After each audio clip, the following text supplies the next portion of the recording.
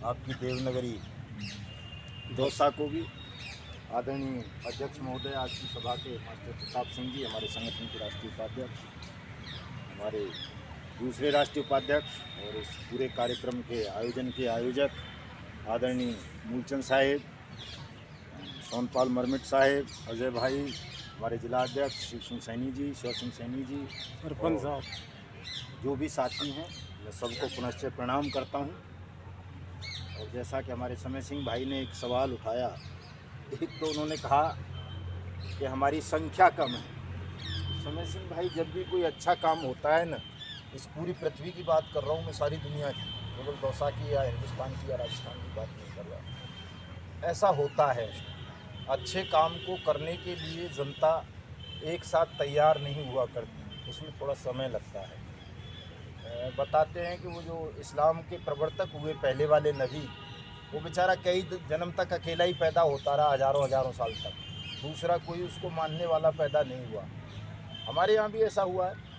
आप देखो, राम को वनवास दे दिया, एक घरवाली साथ में और एक छोटा वाला भाई, दो ही आदमी साथ लगे, चला जा भैया कोई बात नहीं। ऐसा ही कृष्ण के साथ हुआ, जब कबीर साहब आए दुनिया में आज से 600 साढ़े 600 साल पहले, ऐसा ही उनके साथ भी हुआ। आज भी आप देखोगे तो बहुत ज़्यादा लोग नहीं हैं उनको मानने वाले। रविदास साहब आए, नानक साहब आए, मतलब जो भी अच्छे काम के लिए आया, राजनीति से अलग हटकर या लोगों को कोई भौतिक सुख सुविधा न देने वाला होकर के, तो उसके साथ ऐसा हुआ है। जनता हमेशा या तो शासन के साथ रहती है, मतलब बहुत तेज़ी के साथ जुड़ती है, या फिर ऐसे व्यक्ति के साथ जिससे उसको कोई भौतिक लाभ हो जाए तुरंत वाला, यार कल ये सत्ता में आएगा तो हमको एमएलए एमपी बनाएगा, कोटा परमिट देगा, नौकरी देगा, तो मतलब लालच से लोग जुड़ते हैं। और जहाँ इस तरह की भावना ना हो, ऐसे आंदोलनों के साथ, ऐसे मिशनों के साथ हमेशा ऐसा हुआ है। हम तो फिर भी सौभाग्यशाली हैं। बताते हैं कि महात्मा बुद्ध ने बहुत लंबी साधना की थी साहब, मरते दम तक बड़ी मुश्किल से 500 लोग जुटा पाए थे वो। हमारे साथ तो 5000 से ज़्यादा होंगे कम से कम। आपने देखा होगा, जब हम पूरे देश भर के लोगों को बुलाते हैं तो वहाँ 20,000 लोग इकट्ठे हो जाते हैं और 1.5-2 साल के संघर्ष में हो जाते हैं। तो उन सबसे मतलब ज़्यादा संख्या आपके पास है, तो आप तो सौभाग्यशाली हैं बहुत, कि आप एक ऐसे काम को करने के लिए खड़े हुए जो काम आज से पहले कभी हुआ ही नहीं। मानव के इतिहास में अब से पहले किसी भी व्यक्ति ने ये संकल्प नहीं लिया, ये नारा नहीं दिया कि मैं ठगमुक्त राष्ट्र का निर्माण करूंगा, बेईमान रहित भारत का निर्माण करूंगा, जो पीड़ित हैं, शोषित हैं, उनका पैसा उन्हें वापस दिलाऊंगा। पहले होता रहा है यार, रावण को मार देंगे, राम राज्य ले आएंगे, इंदिरा को हटा देंगे, वो कौन सा था, मुरारी जी देसाई का राज ले आएंगे, गहलोत को हटा देंगे, वसुंधरा का ले आएंगे, मोदी को हटा देंगे, राहुल का ले आएंगे, राहुल को हटा देंगे, मायावती का ले आएंगे। उस तरह की लड़ाइयाँ तो बहुत हुई, यानी सत्ता परिवर्तन की, लेकिन व्यवस्था परिवर्तन का संघर्ष मानव के इतिहास में कभी हुआ नहीं। ये पहली लड़ाई है ऐसी जिसमें भुगतान तो एक सीढ़ी है, केवल प्रथम सीढ़ी है इसकी। भुगतान हो जाएगा तो बहुत सारे लोग आपके बीच में से ही खड़े होंगे, तैयार हो जाएंगे वो हिंदुस्तान को ठगमुक्त बेईमान रहित राष्ट्र राज्य के रूप में स्थापित करने के लिए। भुगतान बहुत छोटी सी चीज़ है, ये होना ही है, इसको लेके किसी को संदेह नहीं करना चाहिए कि साहब ये होगा नहीं, ये हो जाएगा। क्यों हो जाएगा? क्योंकि ये एक आधार है उस बड़े काम का जिसे करने का हमने आपने स्वप्न संजोया है, संकल्प लिया है, और वो ऐसा काम है कि उसको रोका नहीं जा सकता।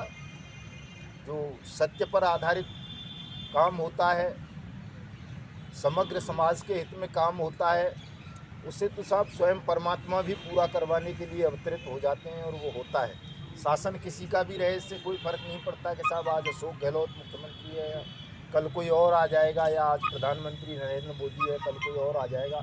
इस बात से कोई फ़र्क नहीं पड़ेगा आपके भुगतान पर।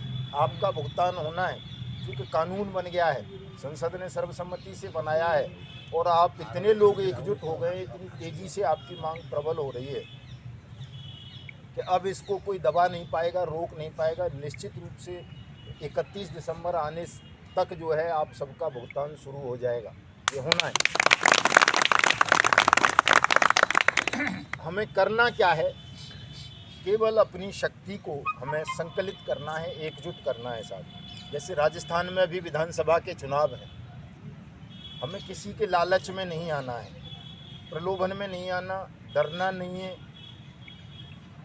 किसी से भयभीत नहीं होना है। हमारी जो भी छोटी छोटी चीज़ें हैं, ज़रूरतें हैं, उनको इस समय भूल जाना है। और जो हमने संकल्प लिया है तो पहले भुगतान फिर मतदान, हमें उस पर पूरी तरह से अमल करना है। जब हम इस पे मन में संकल्प ले लेंगे ना कि हमें मतदान करना ही नहीं है, चाहे मैं अकेला खड़ा हूँ तो मुझे अकेले को भी अड़िग रहना है कि मुझे नहीं करना, भले ही मेरी पड़ोसी कर दे, माँ कर दे, बाप कर दे, कोई भी कर दे, लेकिन मेरा ये संकल्प है कि जब तक मेरा पैसा नहीं मिल जाएगा तब तक मैं मतदान नहीं करूँगा। भले ही मेरा बाप एमएलए का चुनाव लड़ रहा हो, कोई दोस्त लड़ रहा हो, माँ लड़ रही हो, बीवी लड़ रही हो, बहन लड़ रही हो, भाई लड़ रहा हो या कोई भी लड़ रहा हो, मुझे तमाम रिश्ते नाते, मोह माया, छल प्रपंच, भूत वर्तमान भविष्य, इन सबसे परे रह कर के सोचना है कि मैंने ये शपथ ली है कि जब तक मेरा पैसा नहीं मिल जाएगा मैं मतदान नहीं करूँगा। और आप ऐसे बहुत ज़्यादा लोगों की ज़रूरत नहीं है, जितने यहाँ बैठे हैं इतने भी लोग अगर संकल्प ले लेंगे ईमानदारी के साथ और इस पर अडिग रहे तो मैं समझता हूँ क्या मुख्यमंत्री, क्या प्रधानमंत्री साहब, सब आपके कदमों में आ जाएंगे। आप दौसा की 5 तहसीलों के लोग बैठे हैं ना, तो लगा लो, देश भर में 750 से ज़्यादा ज़िले हैं और बहुत सारी हज़ारों की तादाद में तहसीलें हैं। अगर इतने इतने लोगों ने भी इस काम पर अमल कर लिया, मतदान का बहिष्कार कर दिया, तो निश्चित रूप से एक बड़ा संदेश शासन में बैठे हुए लोगों के पास पहुंच जाएगा। और अगर उनको हिंदुस्तान पर शासन करना है तो उन्हें आपका भुगतान करना होगा। और मान लो साहब बिल्कुल ही मति भ्रष्ट हो जाए, उनकी अहंकारी बन जाए दुर्योधन की तरह, कह दें कि मैं तो सुई की बराबर भी नहीं दूंगा, बिना लड़े लड़के ले लो जो लेना है, तो आपका संख्या इतनी बढ़ती जा रही है साहब कि लड़ाई होगी तो वैसे ही सरेंडर कर देंगे। फौज आप पर गोली नहीं चला पाएगी, पुलिस आपको किसी जेल में नहीं रख पाएगी। इतनी संख्या आपकी है कि आपके सामने इनको सबको समर्पण करना होगा। और जब ये समर्पण कर देंगे तो जैसा आप कहोगे, समर्पित आदमी से तो जैसा कहा जाए वैसा करता है ना। फिर वो जब कोई समर्पण कर देगा आपके सामने, मोदी या गहलोत या राहुल, तो आप जो कहोगे वो करेगा। तो आप क्या कह रहे हो कि भाई जो मेरा परिश्रम से प्राप्त पैसा तुम्हारे द्वारा लाइसेंस शुदा कंपनी या क्रेडिट कोऑपरेटिव सोसाइटी में डूब चुका है, उसे वापस कर दो और उस कानून के अंतर्गत कर दो जो तुमने ही बनाया है। छोटी सी मांग कर रहे हैं तो ये साहब पूरी हो जाएगी निश्चित रूप से, इसमें कोई संदेह मत करो। और मन छोटा करने की आवश्यकता नहीं है कि साहब हमारी संख्या बहुत कम है, कहीं संख्या कम नहीं है, बहुत है, लेकिन उतनी भी नहीं है कि हम इनसे अभी समर्पण करा सकें अपने सामने। इसलिए मैं चुप हो जाता हूँ। कई लोग कहते हैं साहब आप गांधीवादी तरीके से सोचते हो, आप रेल क्यों नहीं रुकवा देते हो, पटरियाँ क्यों नहीं उखड़वा देते हो, रोड क्यों नहीं जाम करवा देते हो। उसके लिए चूँकि देखिए साहब अहंकारी शासन है, निर्मम है, कमज़ोर आदमी इनसे मुकाबला नहीं कर सकता। आज आपकी स्थिति उतनी नहीं है कि आप रेल की पटरियां उखाड़ सको या सड़कें जाम कर सको या जेलें भर सको। आज जो आपके पास मार्ग है वो सत्याग्रह का मार्ग है, अहिंसा का मार्ग है कि इससे आप चलोगे तो निश्चित रूप से जीत जाओगे। और अगर आप उपद्रव करेंगे, कहीं कानून को अपने हाथ में लेने का प्रयास करने लगेंगे, तो निश्चित रूप से आप सबके खिलाफ मुकदमे दर्ज होंगे। और मुकदमे दर्ज होंगे तो हम इस लड़ाई को भूल जाएंगे, भुगतान वाली को। उन मुकदमों में जमानत कराने में फंसे रहेंगे, रोज़ तारीख पे तारीख पड़ती रहेंगी। पता चला कोई तारीख भूल गए तो जेल और चले गए, बिना बात के वारंट हो गए कि यार जेल भेज दो उसको, जमानती को और दिक्कत हो जाएगी बेचारे को। इसलिए भी जो हमारे पास रास्ता है वो केवल सत्याग्रह का है। और सत्याग्रह हमें ये मंजूरी नहीं देता साहब, ये अनुमति नहीं देता कि कहीं से भी हम अपना दिल छोटा करें, मन छोटा करें और अपने आप को कमज़ोर समझें शासन के समक्ष। हमें अपनी संकल्प शक्ति को मजबूत करना है, कहीं भी इनसे हम कमज़ोर नहीं हैं। चूँकि वो जितने भी हैं जिनसे हम लड़ रहे हैं वो अन्याय के मार्ग पर हैं, अधर्म के मार्ग पर हैं, असत्य के मार्ग पर हैं।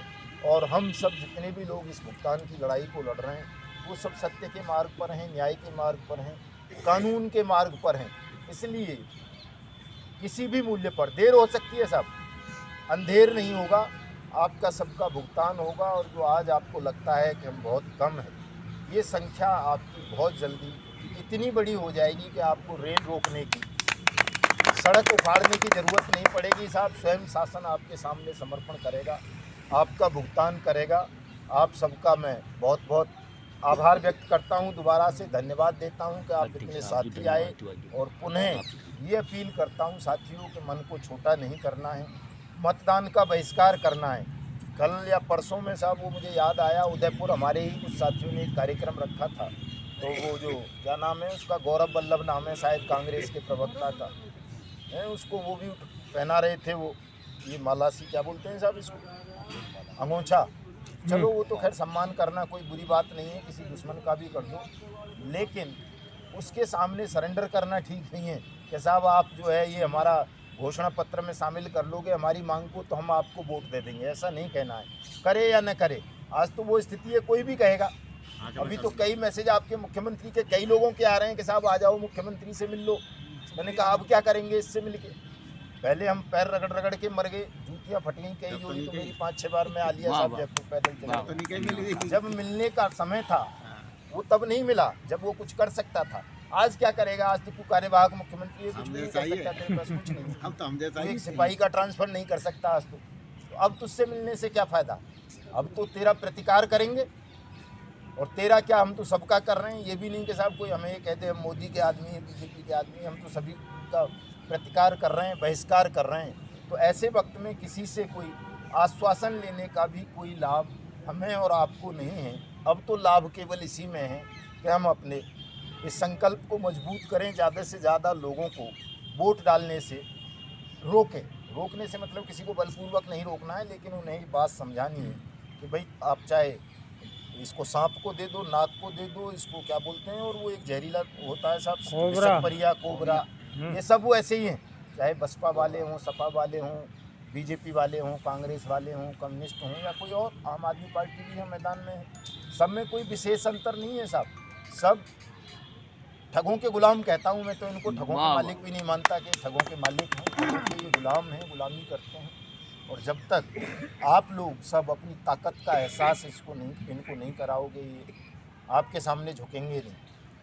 आपने इन 5 राज्यों की बात करते हैं हम वैसे तो, लेकिन 3 राज्यों को मान लें हम, मध्य प्रदेश, राजस्थान और छत्तीसगढ़ जो हिंदी भाषी राज्य हैं, अगर 3 में हमने 10% लोगों को भी वोट डालने से घरों में बिठा दिया, यानी मतदान का 10% जो स्तर है वो नीचे कर दिया, बहिष्कार करवा दिया, आप जीत जाओगे। सारी दुनिया में एक मैसेज चला जाएगा कि भारत के 10% लोगों ने मतदान का बहिष्कार कर दिया। इस वजह से कर दिया कि उनका जो मेहनत का डूबा हुआ पैसा था वो सरकारों ने कानून बन जाने के बाद भी नेहरू गार्डन आ जाओ यहाँ। इसलिए भारत की जनता क्रुद्ध थी, गुस्से में थी और उसने मतदान का ही बहिष्कार कर दिया। और भारत के बारे में साहब बहुत ज़्यादा कहा जाता है कि दुनिया का सबसे बड़ा लोकतंत्र है, हालांकि हम और आप तो सब भुक्तभोगी हैं, देख रहे हैं कि तब कितना बड़ा लोकतंत्र है। ढोंगतंत्र तो कहा जा सकता है, लोकतंत्र तो है नहीं। लेकिन इनका कहना यही है, चाहे प्रधानमंत्री हो, कोई मुख्यमंत्री हो या कोई भी, विदेशों में तक डंका बजा देते हैं कि साहब हम दुनिया के सबसे बड़े लोकतंत्र हैं। तो लोकतंत्र का तो अर्थ ही ये है जहाँ किसी सिंगल व्यक्ति की भी न्यायपूर्ण आवाज़ को दबाया ना जाए, अनसुना ना किया जाए। अगर कोई एक व्यक्ति भी न्यायपूर्ण मांग कर रहा है तो उसकी बात को शासन सुने, उसकी समस्या का समाधान करे। लोकतंत्र की ये परिभाषा है। ये नहीं है कि आप लोगों को साड़ी बांट के, शराब बांट के या तरह तरह की ढोंग ढकोस ले करके, प्रलोभन देकर, जाति के नाम पर, धर्म के नाम पर, क्षेत्र के नाम पर आप उनके वोट बलपूर्वक या छलपूर्वक लूट लो। ये लोकतंत्र नहीं है। लोकतंत्र का मतलब है कि कोई एक व्यक्ति भी अगर शासन के अन्याय के खिलाफ खड़ा हो तो उसकी बात को सुना जाए, उसकी समस्या का समाधान किया जाए, यदि वो विधि सम्मत बात है तो। लेकिन यहाँ ऐसा कुछ नहीं है हिंदुस्तान में। फिर भी डंका बजाते हैं कि साहब दुनिया के सबसे बड़े लोकतंत्र हैं। तो इनके उस डंके को, झूठ को आप बेनकाब कर देंगे अगर 10% लोगों ने भी मतदान का बहिष्कार कर दिया। और दुनिया से इनको जो भी मदद मिलती है वो इसी वजह से मिलती है कि ये लोकतांत्रिक होने का स्वांग रचते हैं। आपको इनके इस ढोंग की पोल खोलनी है। पोल खुलेगी, इनका नुकसान होगा, दुनिया थू थू करेगी, ये आपका भुगतान करेंगे। दूसरे, आपकी ताकत बढ़ेगी। वो कहते हैं ना साहब, वो महाभारत में 5 ही भाई थे, वो 5 एकजुट रहे। वो पांचों ने जीत लिया था, छठ में कृष्ण उनके सामने साथ सम्मिलित हो गए, तो हम 5 से ज़्यादा हैं साहब सब लोग। अगर हम जितने हैं उतने भी संगठित होकर अपने संकल्प के लिए लड़ेंगे तो निश्चित रूप से हमारी सबकी जीत होगी। जय हिंद, जय भारत। वाह, अध्यक्ष साहब।